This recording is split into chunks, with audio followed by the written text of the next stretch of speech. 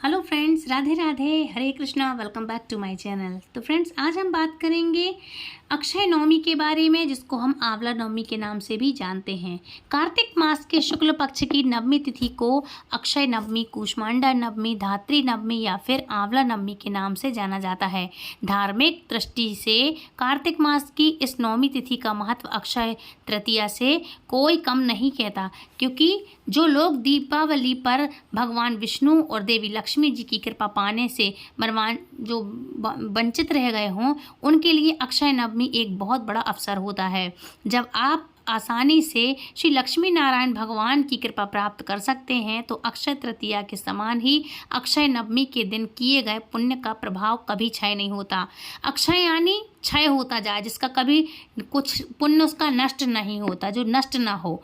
पुण्य प्राप्ति के लिए आपको बस इतना करना है कि आंवले के पेड़ की विधि विधान से सच्चे मन और श्रद्धा से पूजा करनी है।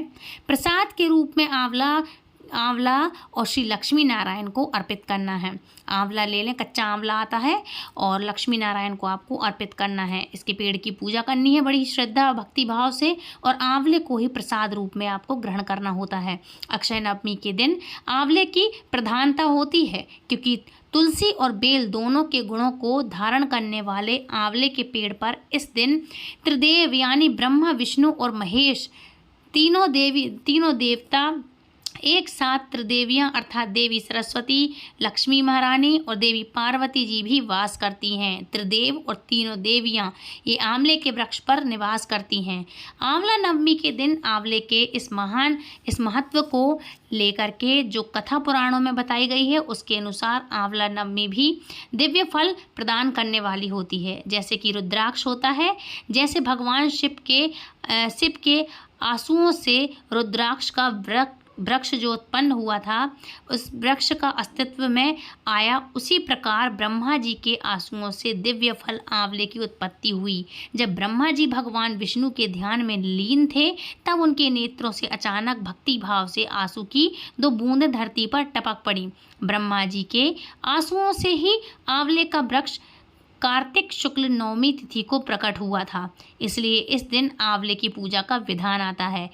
मान्यता ऐसी है कि इस दिन भगवान श्री कृष्ण अपनी बाल लीलाओं का त्याग करके वृंदावन की गलियों को छोड़ करके मथुरा गए थे।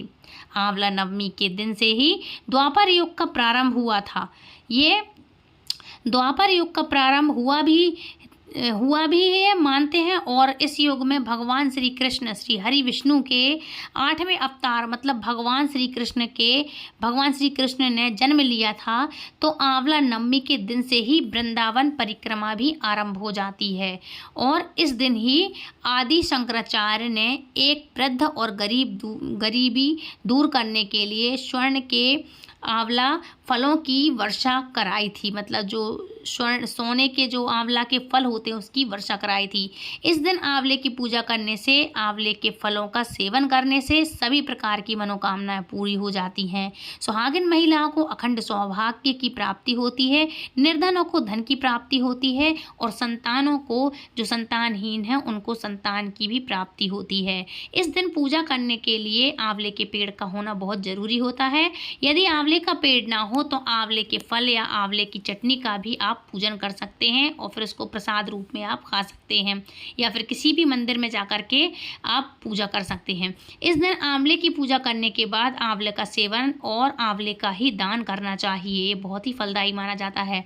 पूजन शुभ मुहूर्त में किया जाता है। तो चलिए आपको बताते हैं कि आंवला नवमी कब और कैसे है, क्या शुभ मुहूर्त है और कब तक रहेगा इसका मुहूर्त। तो इस बार नवमी तिथि प्रारंभ होगी 9 नवंबर शनिवार की रात को 10:04 से, और समाप्त होगी 10 नवंबर रविवार की रात 9:01 पर। क्योंकि 10 नवंबर रविवार को सारा दिन ही नौवीं तिथि को मनाने वाला है, मतलब नौवीं तिथि में रहने वाली है ये तिथि। इसलिए इस बार 10 नवंबर रविवार के दिन ही अक्षय नवमी यानी आंवला नवमी का त्यौहार मनाया जाएगा। इसी दिन व्रत भी रखा जाएगा, और 10 नवंबर को सूर्योदय होगा सुबह 6:41 पर, और सूर्य अस्त होगा शाम को 5:39 पर। ब्रह्म मुहूर्त का समय रहेगा सुबह 5:05 से लेकर के 5:53 तक, इसका ब्रह्म मुहूर्त का समय रहेगा। अमृत काल का शुभ मुहूर्त मुहूर्त रहेगा सुबह 2:52 से 4:02 तक। अभिजीत मुहूर्त रहेगा सुबह 11:48 से 12:32 तक।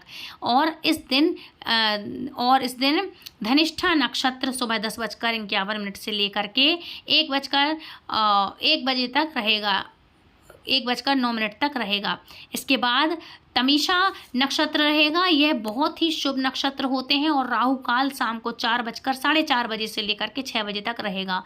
आंवला नवमी की पूजा का सबसे शुभ मुहूर्त रहेगा सुबह 6:04 से लेकर के दोपहर 12:05 तक।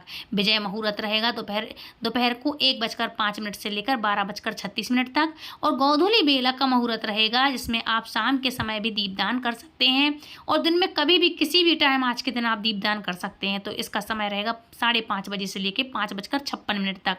आंवला नवमी के दिन यदि आंवले के पेड़ के नीचे बैठकर पितरों के निमित्त दान दर्पण श्राद्ध कर किए जाते हैं, आदि कर्म किए जाते हैं, तो पितरों के नाम से भी इस दिन कुछ दान किया जाए तो पितरों को भी तृप्ति मिलती है। और आज के दिन यदि आंवला नवमी के दिन आज के दिन आप मंदिर इत्यादि कहीं पर भी धार्मिक स्थल पर जाकर के पूजा करने के बाद फिर वहाँ पर भोजन करते हैं तो वहाँ पर भी आपको अक्षय पुण्य फल की प्राप्ति होती है, बहुत ही शुभ माना जाता है। ठीक है, तो इस तरह से आज के दिन आप इतना काम कर सकते हैं। मान्यताओं के अनुसार कार्तिक मास में आंवले और तुलसी जी की पूजा करने से हर तरह के पाप नष्ट हो जाते हैं। पितृदोष हो तो पितृदोष भी दूर हो जाता है। जैसे कि जिनके मन में कामना है उस कामना को लेकर यदि आंवले का दीप दान किया जाता है तो हर प्रकार की कामना भी पूर्ण हो जाती है। इससे आपकी इच्छा पूरी होगी, मनवांछित इच्छाएं पूरी होती हैं।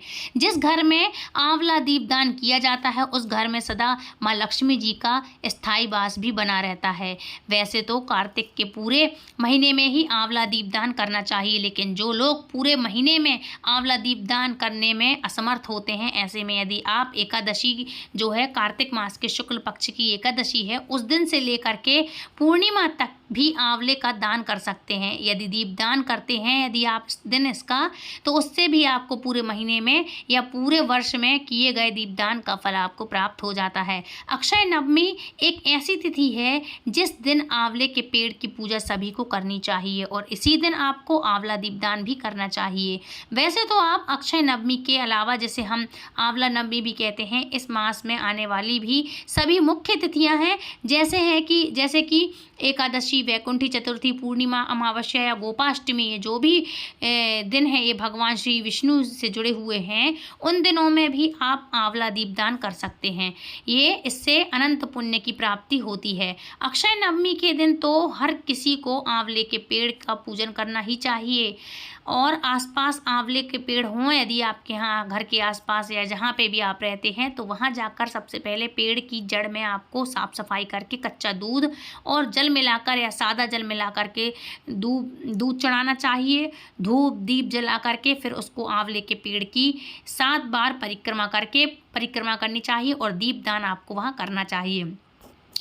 हमारे घर में जिस तरह से अक्षय तृतीया का महत्व मनाया जाता है, हमारे घर में, हमारे देश में, हमारे मोहल्ला पड़ोस में जिस तरह से अक्षय तृतीया के दिन किए गए दान या पुण्य का दीपदान का अक्षय होता है, इसका पुण्य मतलब कभी नष्ट नहीं होने वाला, 6 गुना मतलब कई गुना प्राप्त होता है। ठीक वैसे ही अक्षय नवमी के दिन किया गया दीपदान भी जन्म जन्मांतर के पुण्य प्रदान कराता है। आज के दिन आप सुबह स्नान आदि से निवृत्त होकर आंवले के पेड़ की पूजा करें। आप आंवले के पेड़ की परिक्रमा करें। यदि आंवले का पेड़ आसपास ना हो तो आपके पास घर के आसपास जो भी हो, भगवान विष्णु को आंवले समर्पित जरूर करें और आंवलों का आप पूजन कर सकते हैं। और इस दिन आंवले का सेवन भी करना बहुत ही अच्छा होता है।